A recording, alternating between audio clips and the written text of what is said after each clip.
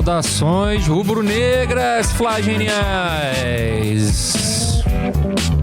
Hoje nós vamos falar do balanço do Flamengo na Copa América. Veja os 5 jogadores que mais aproveitaram a data FIFA, segundo o GE.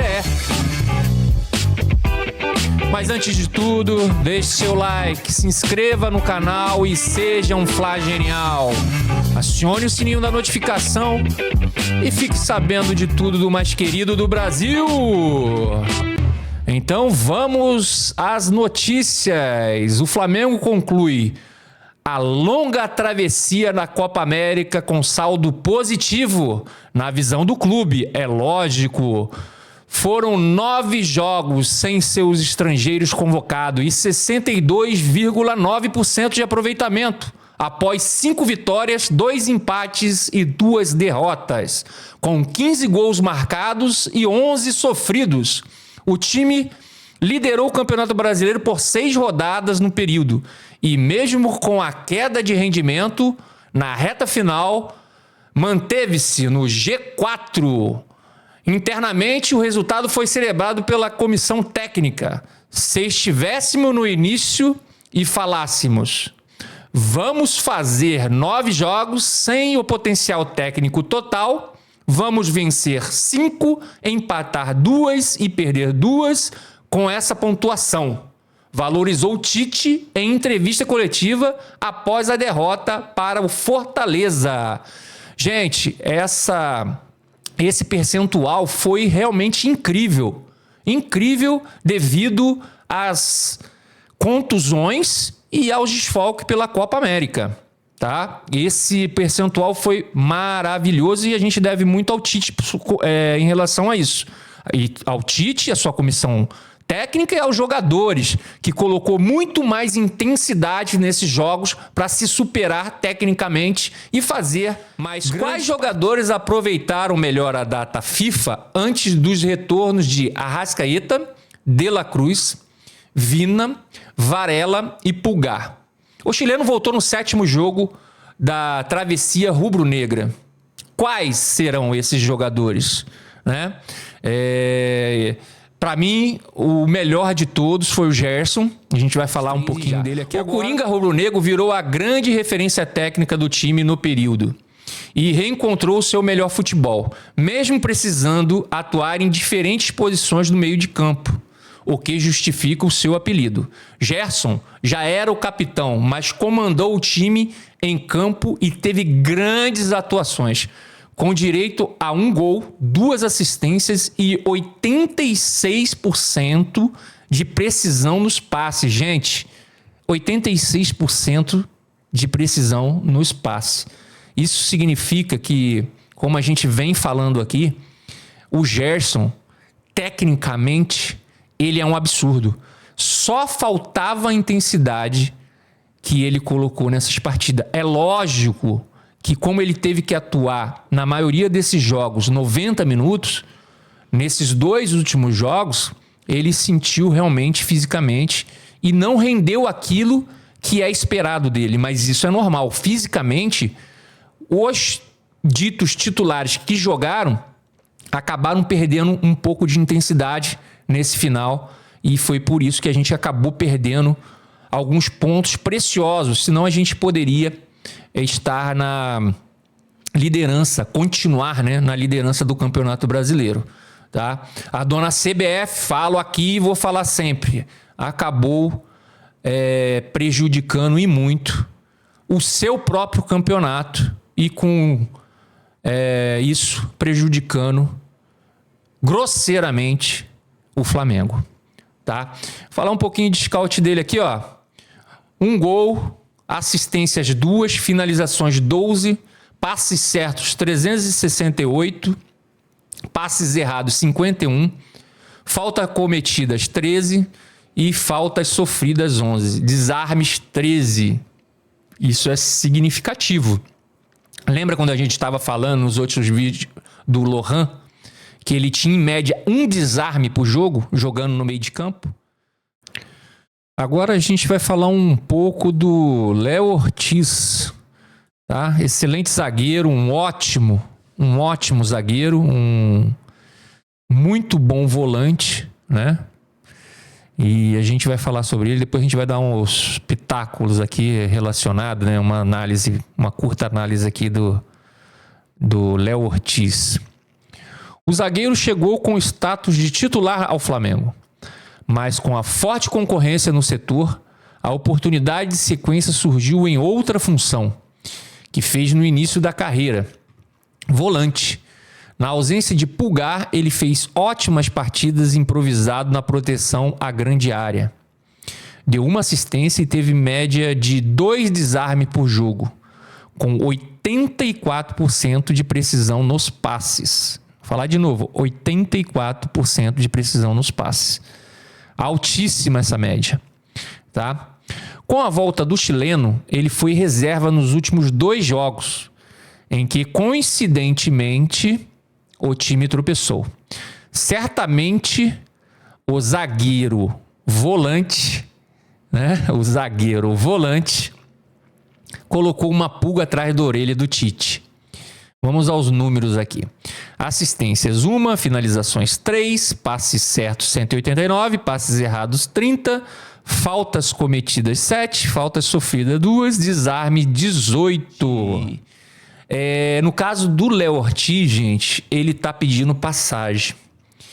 E ele tá pedindo passagem tanto no meio de campo como volante. O Pulgar não voltou bem. Ele não voltou bem, tá? Da seleção. Parece que tá sem ritmo de jogo. Por incrível que pareça, ele jogou lá na seleção chilena, mas ele voltou muito mal. Eu não sei se ele voltou mal ou se a rotação que o time jogava antes é muito diferente da rotação que esse time joga hoje. Porque a rotação que esse time joga hoje não é igual antes. É muito diferente.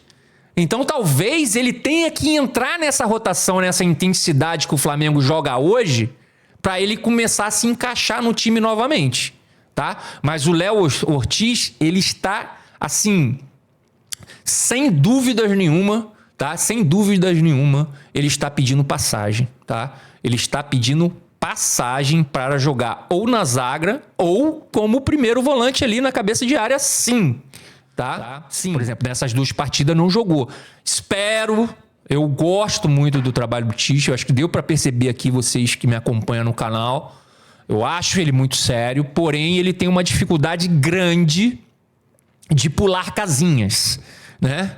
No Jorge Jesus era o time que falava pula casa, lógico, passando por um jogador e deixando a bola um pouco mais para frente do jogador do time, né? A gente sempre foi falado muito disso, né? Que os jogadores entre si mesmo falavam isso. Pula casa, que é para passar pelo jogador e pegar um jogador mais à frente, né? Passar a bola para um jogador mais à frente. E isso, ele tem uma dificuldade, mas falando de outra coisa. Pular a casinha que eu quero dizer num sentido diferente que esse. É no sentido de ter atletas que chegaram depois passar à frente dos atletas que estão lá. Porque o campo, ele fala. E o Léo Ortiz, ele deixa o time mais equilibrado, tanto jogando na zaga quanto jogando de volante, de primeiro volante. É lógico que o Pulgar deve voltar a jogar, né, melhor, mas ele vai ter que... É aquilo que eu falei, a rotação vai ter que ser maior, a intensidade vai ter que ser maior para ele poder jogar como titular. Senão, ele perde a vaga para o Léo Ortiz. Nesse sentido. O Alan, ele tem muita força de vontade, mas ele não está rendendo aquilo que é suficiente.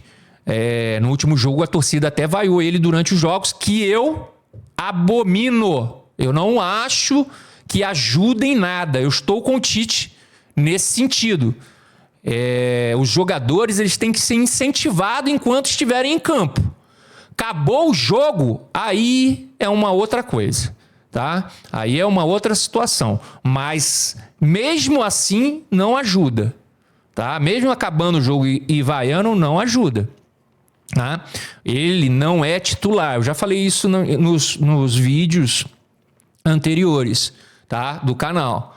Ele não é titular desse time, ele é reserva, só que com a ausência dos titulares ele teve que jogar, tá? E é isso que a gente vem falando.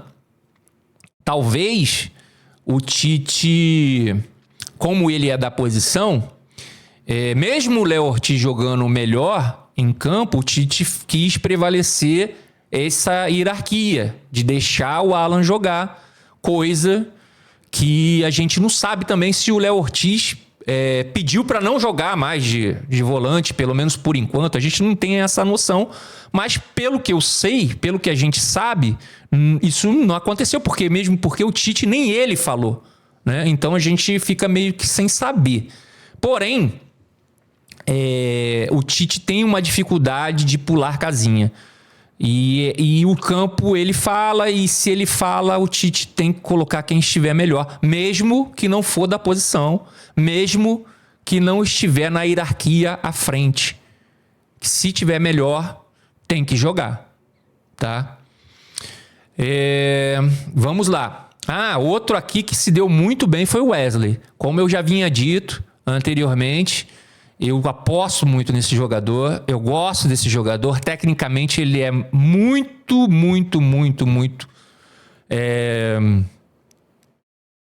fora de linha. Ele é diferenciado, tá? E só faltava para ele, e ainda falta alguma coisa ou outra, tá? A respeito das marcação, mas ele melhorou muito com o Tite agora nesse período. Nesse período de data FIFA de Copa América. Ele melhorou demais. Então significa que ele aproveitou muito bem, e o Varela voltando vai ter uma sombra boa aí para o restante da temporada, se o Flamengo não fizer nenhum tipo de contratação de lateral, né? Vamos lá. Vamos continuar aqui falando do Wesley aqui, ó.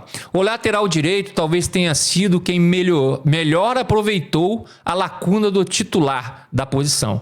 Antes vaiado, ele passou a ser a única opção no setor e deu conta do recado. Apesar do gol contra marcado na derrota para o Fortaleza, só uma aspas aqui agora, tá? Esse gol, para mim, ele sofreu falta. Ele não teve culpa nesse gol, tá?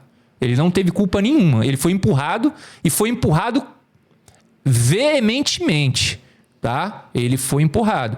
Só que nem a juíza, eu não entendi por que o VAR não chamou nessa situação de gol. Pra juíza ver se realmente ele foi empurrado ou não. E deixava a decisão. A juíza podia, eu já falei isso no vídeo passado, a juíza até poderia chegar lá no VAR e falar assim, não, eu acho que não teve tanta intensidade para poder marcar uma falta nessa situação. Porém, o VAR deveria ter chamado, tá? Assim, a maioria dos chamados especialistas, né?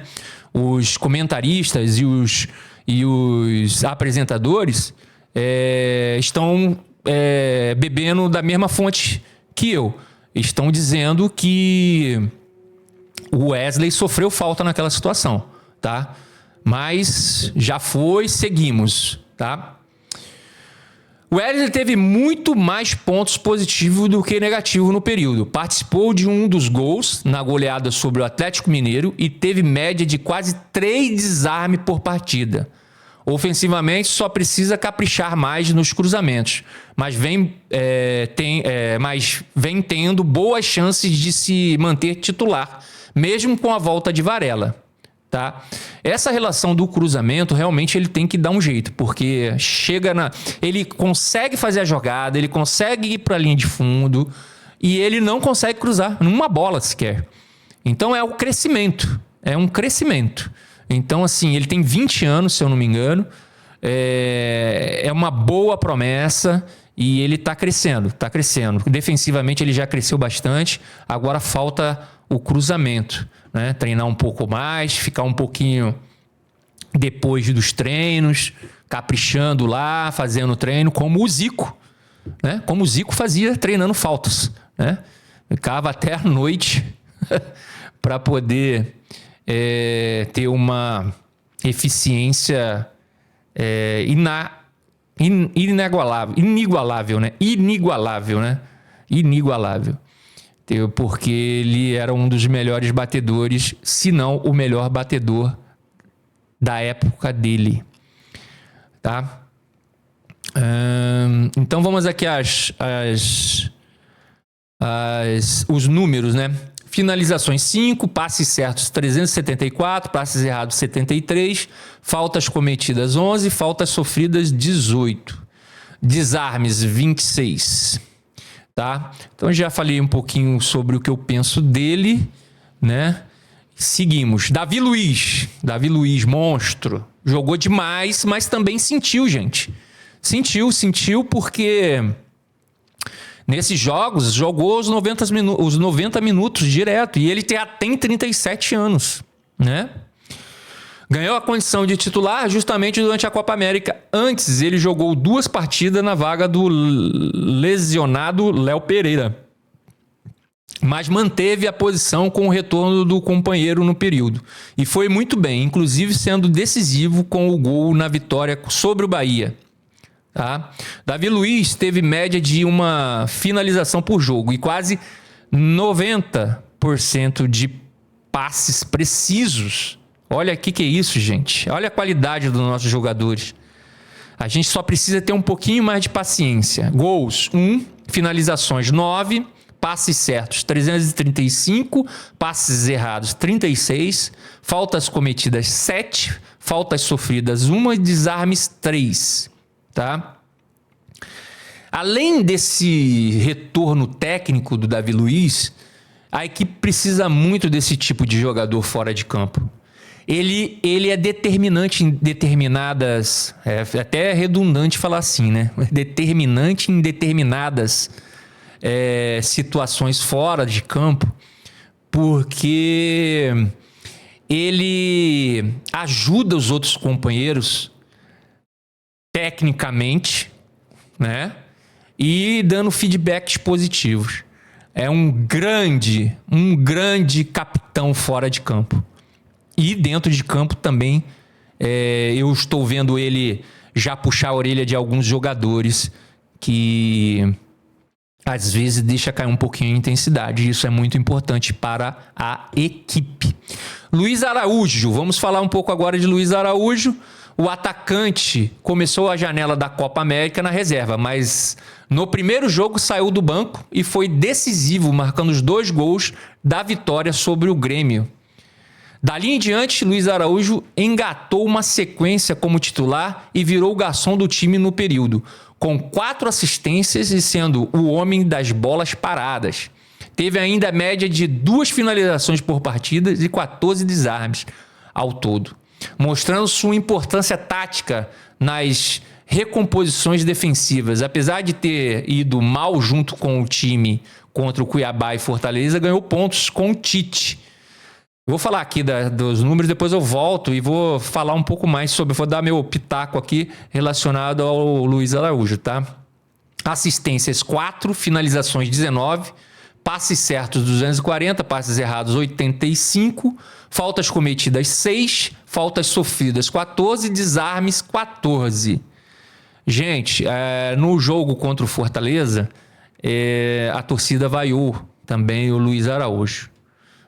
Eu venho pedindo aqui no canal para que isso não aconteça, e eu sei que a minha voz não tem tanta importância assim, mas é o jeito que eu penso, é a maneira que eu penso sobre vaiar os jogadores enquanto eles estão jogando, né, durante as partidas. Isso para mim é jogar contra, porque os nossos jogadores, eles são seres humanos e eles acabam não rendendo aquilo que eles podem render, e não só na partida que eles estão sendo vaiados, e sim nas próximas. Então eu volto a pedir, gente, não vai durante as partidas, incentive do começo ao fim. Tá, acabou a partida, você tá insatisfeito, vaia o time inteiro se você quiser vaiar, não tem problema, mas não pega no pé dos jogadores. Eles só vão cair de rendimento. E na nossa situação, que não tinha reservas, tá, para colocar, é pior ainda. E outra, ele estava quebrando um galho porque o Matheus Gonçalves, no começo do jogo, estava pela direita, parava pela esquerda. E o Matheus Gonçalves joga pela direita. E ele teve que trocar e foi sacrificado, como sempre faz com ele. Às vezes, por exemplo, ele já jogou até no meio de campo, saindo do meio de campo para puxar contra-ataque, para puxar as coisas. E nessa situação ele foi muito bem. Então, assim, taticamente ele é importante para a equipe.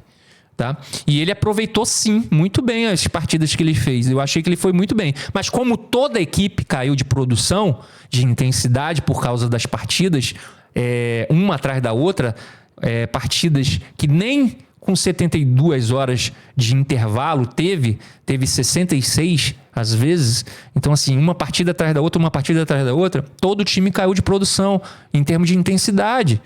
E aí a parte técnica, ela também é prejudicada. Você cansado, você pensa como? Você pensa mais lentamente. Você não pensa automaticamente quando você está descansado. Você pensa mais lentamente. Então, as ações que o cérebro manda para o nosso corpo, ela é com uma velocidade menor quando você está muito cansado do que quando você está descansado. Tá? Então, calma, gente. Calma que a gente vai chegar lá, mas ele está sendo sacrificado em determinadas situações. Tá? Bom, vamos lá, né? E a gente acabou aqui, então, falando dos atletas que mais aproveitaram as chances nessa data FIFA, tá? Uruguaios voltam amanhã. Como só joga agora no dia 20, o Flamengo deu folga ao elenco neste sábado e domingo. E os jogadores se representaram hoje no Ninho do Urubu. Enquanto isso, Arrascaeta, Vina e Varela disputaram pelo Uruguai o terceiro lugar da Copa América neste sábado às 21 horas de Brasília e ficaram com a medalha de bronze contra o Canadá. De La Cruz não entrou em campo porque cumpriu suspensão. O quarteto retorna e se apresenta ao Flamengo amanhã, nesta terça-feira, participando da preparação para o jogo contra o Criciúma. No outro sábado, às 16 horas de Brasília, no Mané Garrincha, em Brasília. Além deles, Tite também poderá contar com Everton Cebolinha, recuperado de uma lesão no quadril. Gente, esse retorno é importantíssimo para a gente conseguir fazer uma diferença contra o Criciúma. Porque o que acontece? O Flamengo, ele joga contra o Criciúma, mas o Botafogo joga contra o Palmeiras no Rio. Então, se por acaso houver um empate e a gente fizer a nossa vez e ganhar do Criciúma com uma larga margem de gol, nós podemos recuperar essa primeira colocação já nessa próxima rodada, tá? Porque o que vai fazer a diferença vai ser o saldo de gols, tá? Porque os outros critérios vão ficar empatados. Então, o saldo de gols é que vai fazer a diferença nesse para quem, porque a quantidade de pontos vão ser a mesma, né? Eles empatando, a quantidade de pontos vão ser a mesma. Eles estão com 33 e a gente está com 31. Eles iriam a 34 e nós, com essa vitória, iríamos a 34. Tá? Diante de todos os critérios de desempates, ia ficar tudo empatado. Tá? E o que ia fazer a diferença seria o saldo de gol. E nesse saldo de gol, se o Flamengo fizer uma larga vantagem contra o Criciúma, a gente retomaria, no caso, né, essa primeira posição já nessa próxima rodada, tá? Já nessa próxima rodada. Então é isso. sobre o balanço que a gente, né, faz do Flamengo na Copa América e, né, vendo que esse balanço foi muito positivo. Nós flamenguistas, né, a gente tem que começar a dar uma olhada e ver esse copo um pouco mais cheio do que vazio. Ano passado a gente não ganhou nada, bolufas. Então, ou a gente muda um pouco e dá um pouco mais de tranquilidade para o nosso técnico trabalhar e dá um pouco mais de tranquilidade para os nossos jogadores trabalhar. Lógico que tem a contrapartida, né? Eles têm que dar o máximo dentro de campo, eles têm que colocar a intensidade necessária, principalmente, né, na reposição defensiva, né, na marcação, né, para a gente poder também fazer com que a gente e a torcida apoie. Eu vi muitos torcedores no último jogo, eu estava no Maracanã com meu irmão, apoiando e batendo palma no final do jogo. E muitos durante o jogo vaiando. Então, não é a torcida toda que vaia, mas a torcida que vaia faz barulho. Então, a gente tem que se controlar um pouco mais e pensar no todo para que a gente possa conseguir as conquistas que o Flamengo merece, que os torcedores merecem, né? Que toda a comissão e os jogadores merecem.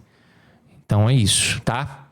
Então, meus amigos, vou ficando por aqui. Um grande abraço. Que Deus ilumine o caminho de todos. E até mais!